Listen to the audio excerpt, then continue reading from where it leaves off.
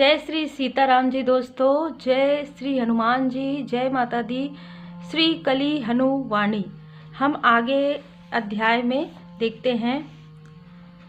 उधर उर्वा के मन के किसी कोने में भी क्षीण ही सही एक इच्छा थी कि कन्या उसे छोड़ देती, परंतु उसके मन का दूसरा कोना प्रसन्न था कि कैसे वह कन्या आसानी से उसके जाल में फंस गई थी।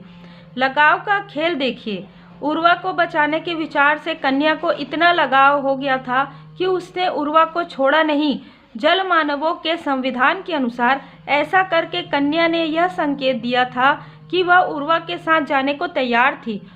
उर्वा तो उसे सागर की गहराइयों में ले जाना चाहता था, अर्थात कन्या ने परोक्ष रूप से जल कन्या बनने के लिए अपनी अनुमति दे दी थी।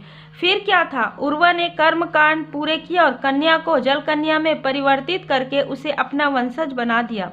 अगले कई वर्षों तक उर्वा ने अपनी नई वंशज के पिता होने का सुख भोगा। पिता के सुख में प्रेम, संतोष और गर्व का मिश्रण होता है। इस मिश्रण का आनंद लेते लेते उसकी आयु बीत गई। समय बीता और वह दिन भी आ गया जब उसे अपने राज्य के लिए बलिदान होना था।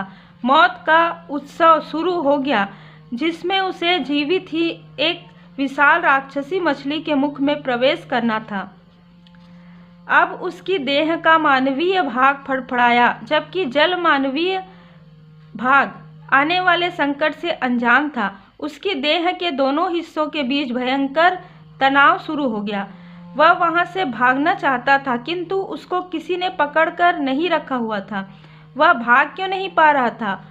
उसके मन में प्रश्न आ रहे हैं। भागना तो दूर, वह अपने मुंह से एक चीख भी क्यों नहीं निकाल पा रहा था? वह इतना असहाय क्यों अनुभव कर रहा था?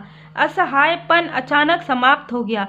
उसको सुखद एहसास हुआ कि वह वास्तव में मौत के द्वार पर नहीं खड़ा था। वह तो एक बुरा सपना देख रहा था। वह कोई जल मानव नहीं था, ना ही कोई विशाल मछली उसे कच्चा चबाने को आतुर थी। वह तो एक साधारण मानव था जिसका नाम उर्वा था। वह अपनी झोपड़ी के भीतर सुरक्षित विश्राम कर रहा था। उसने चैन की गहरी सांस ली और पानी पीने के लिए खड़ा हो गया। जय श्री राम दोस्तों, जैसे कि हम देखते आ रहे हैं कि उर्वा स्वप्न देख रहा था। ठीक है, बुरे सपने की भयावह स्मृतियां इतनी नूतन थी कि वह उसके पश्चात सो नहीं पाया। वह घुटने मोड़कर अपने बिस्तर में पड़ा रहा। उसने अपनी हथेलियां जोड़कर घुटनों के बीच फंसा रखी थी। उसकी श्वास नाक के बराबर चल रही थी। उसकी आंखें खुली थी। ऐसा लग रहा था जैसे वह किसी राक्षस के साए में मरा होने का अभिनय कर रहा हो। जागृत अवस्था में भी स्वप्नलोक की वे राक्षसी मछलियां उसे अभी भी खतरनाक रूप में समीप लग रही थी। यह बुरा सपना उसे इतनी बार आ चुका था कि वह गिनती भूल चुका था। हाँ, आज का सपना पहले के सपनों से कहीं अधिक विस्तृत था। बाबा ने उसे वादा किया था कि वह सपना उसे तब आना बंद हो जाएगा जब उसे जल मानवों के संसार का एक रहस्य पता चल जाएगा। आज उसे सपने में यह रहस्य पता चला था कि जल मानव राक्षसों की भांति तामसिक मनसा से आखेट नहीं करते। वे तो स्वयं स्वतंत्र होना चाहते हैं। उर्वा बाबा को इस बारे में बताने के लिए सुबह होने की प्रतीक्षा करता रहा।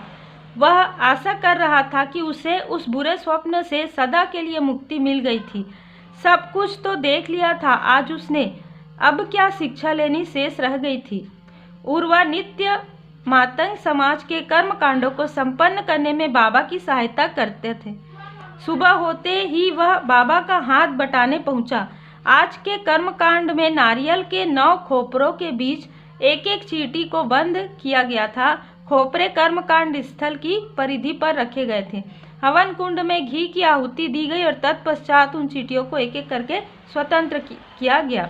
चींटियां स्वतंत्र होकर जिस आड़े टेढ़े रास्ते में भागी, उस रास्ते को एक टहनी से उल्लेखित किया गया और तत्पश्चात उस रास्ते पर चला गया। यह कर्मकांड आत्मा के नश्वर संसार में की जाने वाली बेतरतीब और गणित से ना मापी जा सकने वाली यात्रा को दर्शाता था। उर्वा वार्ता शुरू करते हुए बोला, बाबा, मैं समुद्र के बीचों बीच एक चट्टान पर मृत्यु की प्रतीक्षा कर रहा था कि एक कन्या वहां उपस्थित हुई। मैं उसकी बातों में आ गया। उसके जाल में फंसने के पश्चात मुझे पता चला कि वह एक जल कन्या थी। उसने मुझे भी जल पुरुष में परिवर्तित कर दिया और वह मुझे अपने साथ समुद्र की गहराइयों में ले गई। उनके लोक में मुझे एक बहुत ही भावनात्मक रूप से सूखा जीवन जीना पड़ा। और अब आप मन ही मन उस जल कन्या को सदा की तरह भला बुरा कह रहे हो, है ना? बाबा ने एक नारियल के खोपरे के ऊपर से घी से भरी चम्मच घुमाते हुए कहा। उस खोपरे के नीचे एक चींटी बंद थी। मातंगों के लिए कर्मकांड के बीच में वार्तालाप करना नई बात नहीं थी, अपितु वे कर्मकांड से अधिक महत्व ज्ञान की वार्ता को देते हैं। नहीं बाबा, यही तो मैं आपसे कहना चाहता हूँ। मेरे मन में अब उस जल कन्या के प्रति कोई द्वेष नहीं है, क्योंकि आज मुझे इस बुरे सपने का अगला भाग दिखाई दिया। उस भाग में मैं भी एक जल मानव के रूप में एक मानव कन्या का आखेट कर रहा था। तब मुझे जल मानवों के दृष्टिकोण से स्थिति को समझने का अवसर मिला। देखिए दोस्तों, यहाँ पर जो भी हमारे पास्ट के कर्मा होते हैं, है ना, वो कर्मा जो है कहीं ना कहीं हमें रिप्लेस करते हैं। जो चीज़ हम किसी को देंगे वही चीज़ हमको कई गुना होकर वापस मिलता है। ये चीज़ कहने की बात नहीं है, ये चीज़ रियल में होता है। जब आप इस चीज़ का अनुभव करते हैं, जब आप कोई ऐसा स्वप्न देखते हैं जिसमें आप कोई जगह को नहीं पहचानते पर फिर भी आपको लगता है कि आप उस जगह को जानते हैं, उस इंसान को जानते हैं, सडन आपकी मुलाकात किसी ऐसे पर्सन से होती, कहीं ना कहीं उनसे आपका कोई भी कार्मिक स्थिति या कनेक्शन हो सकता है, या किसी भी प्रकार से एक सोल लेवल का कनेक्शन हो सकता है। ये सारी चीज़ें आपको स्पिरिचुअल जर्नी में, आध्यात्मिक यात्रा में जब आप जाते हैं तब आपको ज्ञान स्वरूप प्राप्त होता है। जल मानव तामसिक भाव से आखेट नहीं करते, वे आपको तभी जल मानव बनाते हैं जब आप परोक्ष अथवा अपरोक्ष रूप से उनके साथ जाने की इच्छा प्रकट कर रहे हो। जब मुझे जल पुरुष में बदला गया, यदि मैं चाहता तो चट्टान से गिरने की बजाय उस जल कन्या का हाथ छोड़ सकता था। मुझे उससे लगाव हो गया था, मैंने उसका हाथ पकड़ रखा था, उसने मेरा नहीं। मैं अपनी त्रुटि के लिए जल कन्या को दोषी नहीं ठहरा सकता। यह सुनकर बाबा ने कर्मकांड छोड़कर तुरंत उर्वा की ओर आश्चर्य से देखा। जल कन्या के सपने के इस नए भाग का उर्वा को दिखाई देना इस बात का संकेत था कि वह मातंग मुखिया बनने के बहुत समीप पहुंच गया था। इसका अर्थ यह भी था कि श्री हनुमान जी के आगमन का समय समीप था। जय श्री राम दोस्तों, कितना सुखद अनुभव ये सोचने से ही लगता है। या वे आ चुके थे। कदाचित कल पूर्वजों की चट्टान के ऊपर जो घटित हुआ वह उनका वहम नहीं था। श्री हनुमान जी न केवल आ चुके थे, उन्होंने बाबा के उत्तरदायित्व उर्वा को स्थानांतरित करने का कार्य शुरू कर दिया था।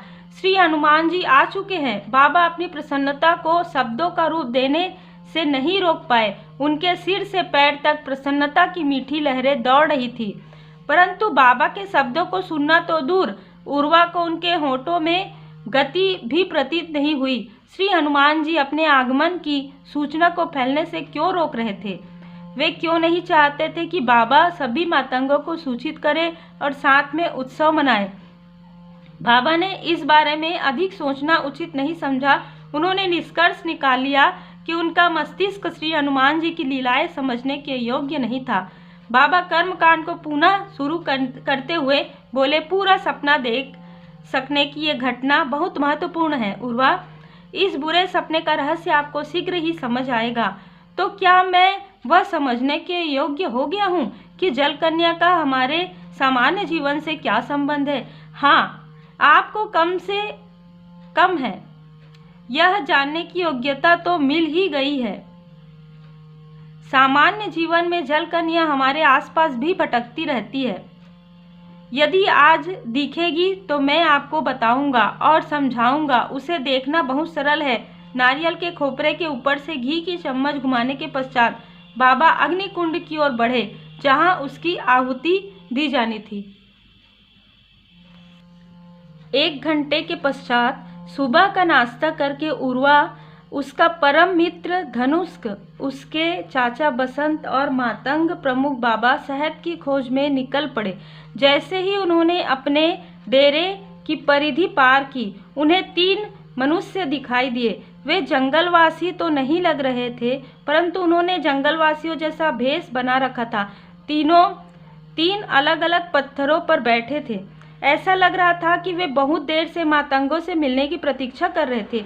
देखो, वे रही 3 जल कन्याएं जो मेरा आखेट करना चाहती हैं। बाबा के शब्दों में क्रोध था। उन्होंने जानबूझकर अपनी दृष्टि नीची कर ली ताकि उन्हें उन 3 बहुरूपियों से दृष्टि ना मिलाना पड़े।